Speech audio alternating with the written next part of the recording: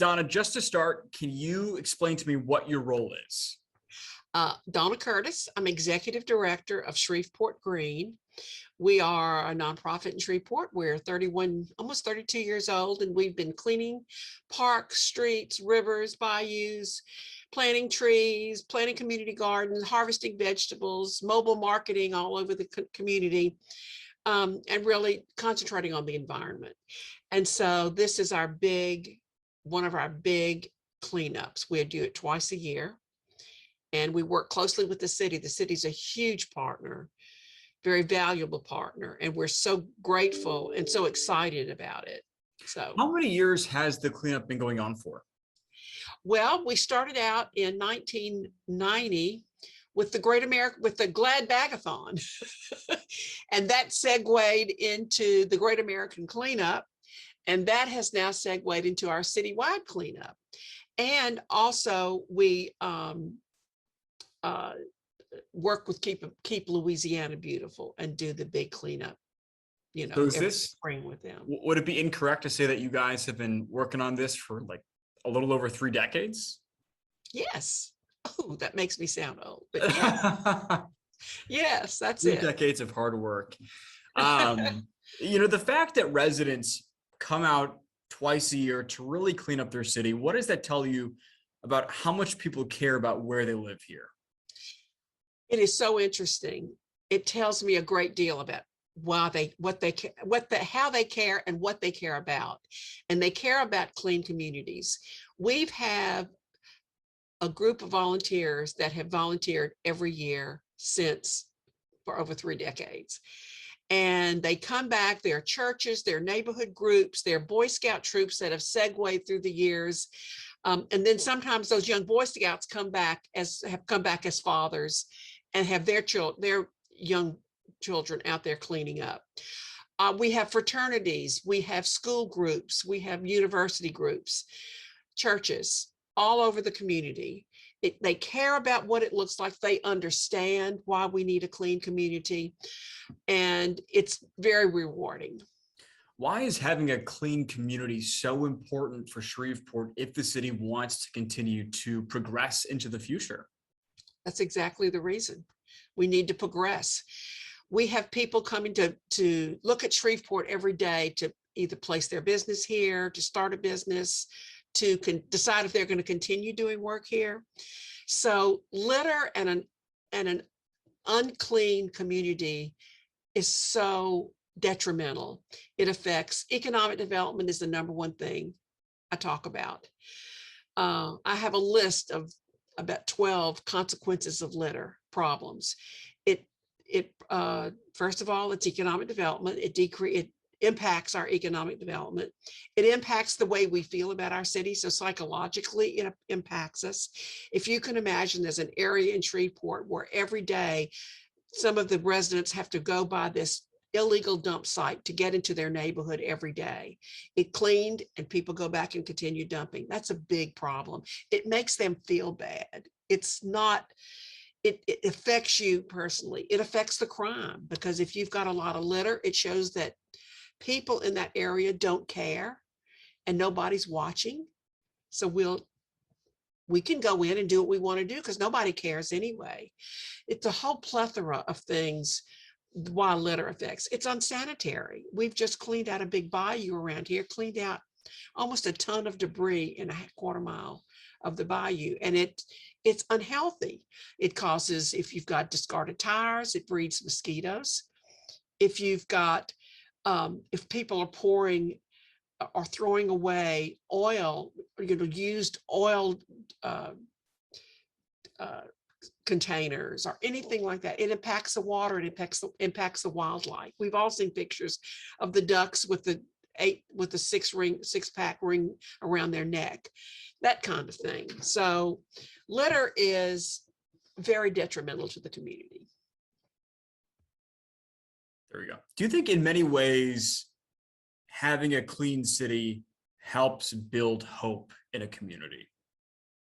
That's a great way to put it. It does.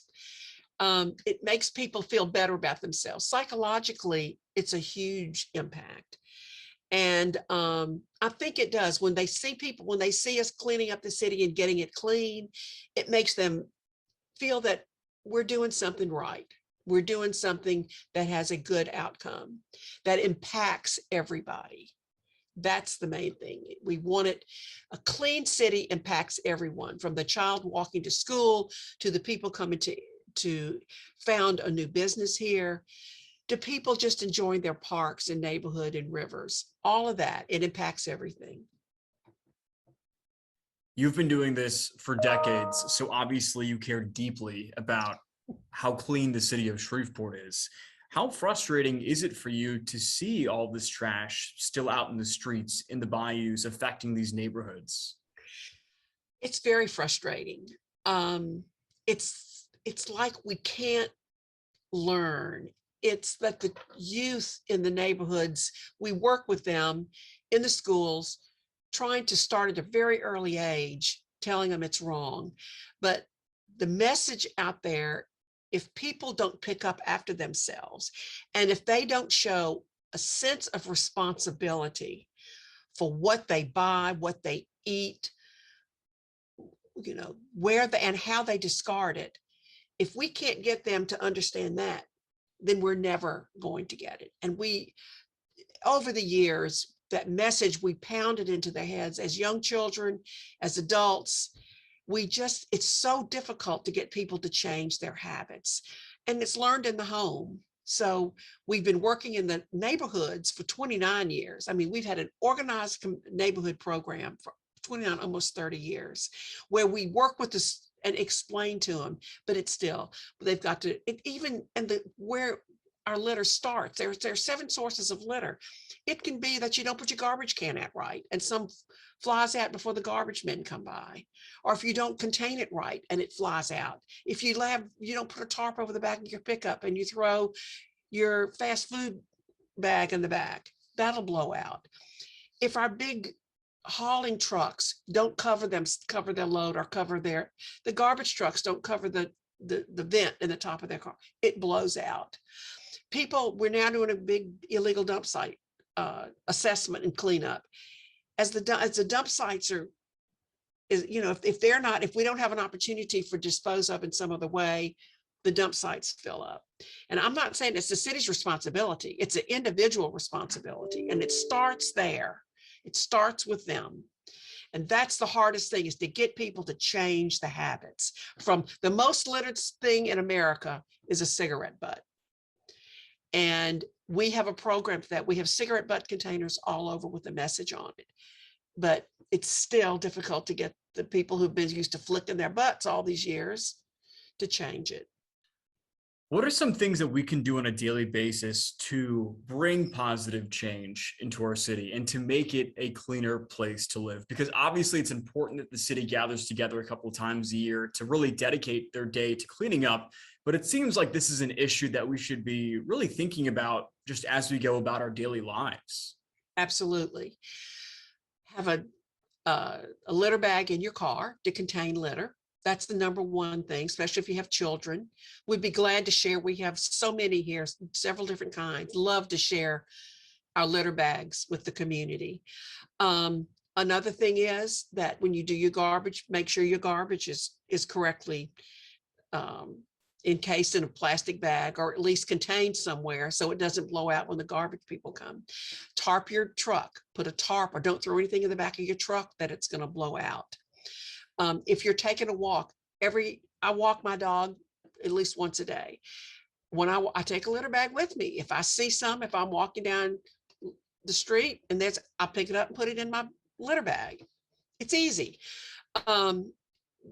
Just try to get a sense of responsibility. Just be responsible for what you produce. If you go to the fast food restaurant and you buy your hamburger and Coke, and put it in and dispose of it responsibly. That's the main thing, is let's try to understand that it's our responsibility. It's not the city's responsibility to go behind us and clean up what we do. It's our personal responsibility. You have a super tough job.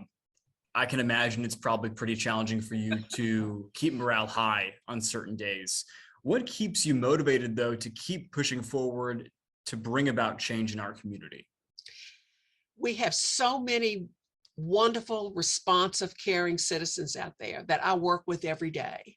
It's very easy to get sucked into this doing good in the community. We've got so many wonderful people. We're this year, at this time of year, it's a hard time to get a lot of volunteers together. But in the past, we've had over 1,000 volunteers, 1,300 signed up. We don't have quite as many this year, but we're still going to have a lot of people out there on Saturday. And they care about their community, and they are the ones that keep us going here at the office. They care, they call us, they report when there's a problem. We try to do something about it. We work closely with the city. The city has been very responsive, but obviously during the last two years we've had with COVID, and they can't get enough people to man the trucks they have, and so we work with them and try to create programs that overlap and help them in their work. One of our big things this year for this cleanup that we're doing, we're asking businesses or groups of adults that want to get together, and we're assigning specific intersections around town that the city has on their list to do, but they're not hitting them every 2 or 3 weeks like they used to. They can only hit them every 2 or 3 months. They don't have the manpower. People, it's hard to hire people right now. So we're having these specific groups of volunteers go out and clean the intersection. And then hopefully next week, the city's going to send out their sweepers and sweep these areas that we've done. And so we'll have a more pristine, some of our high profile intersections like I-49 and Hollywood Piermont, I-20 in Juella, I-20 in Monkhouse, 3132 in Linwood. All of these big intersections where people see every day that get littered, and it's citizens that do it. It's people litter. That's the problem. I want to go back to the crime point that you raised a few minutes ago, because as I'm sure you know, crime is a major issue that we continue to wrestle with on a daily basis here. And it seems like there are only so many solutions to fixing the problem. But do you believe that actively working to keep our streets cleaner could actually help reduce the crime the city's experiencing? Absolutely. It's been proven in many studies. The study we all hear about is the broken window theory that was coined and studied, I think it was 29 years ago. I've heard Wesley Scoggins speak several times. He's the creator of it. And the broken window theory was commissioned not by a litter task force. It was commissioned by the Department of Justice. And the Department of Justice had this, and they showed that the downfall of a community begins with the first piece of litter that's not picked up. It's litter, and then people aren't taking their garbage cans back. The next thing is that you start having loiterers, and then you start having yards that aren't kept up, a broken window in a home that's not repaired. It's a message that people don't care. Then you begin to have loitering on your corners. You have prostitution, and then the final is drive-by shootings. And they traced it, and it starts with the first piece of litter. So it's a real thing. The connection with a litter and a dirty community and crime. And it is because it introduces the fact, it makes people think nobody's watching, nobody cares. It seems like it's almost a ripple effect in many ways too. Absolutely, absolutely.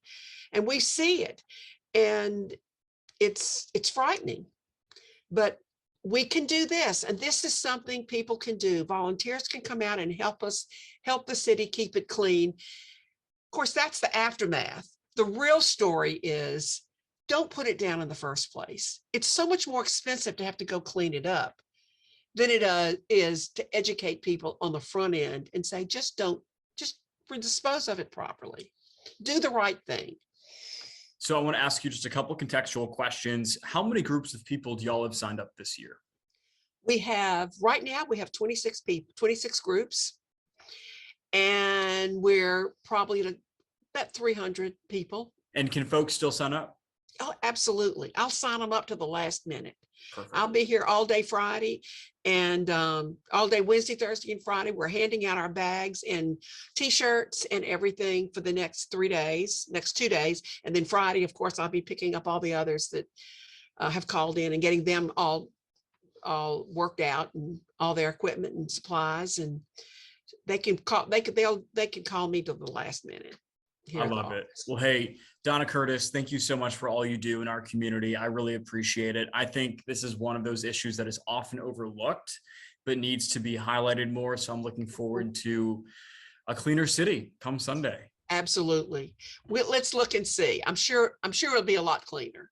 Thank you so much. Thank you for helping us get the message out. Absolutely. We'll talk to you soon. Okay. Okay. Thank you. All righty. See you later.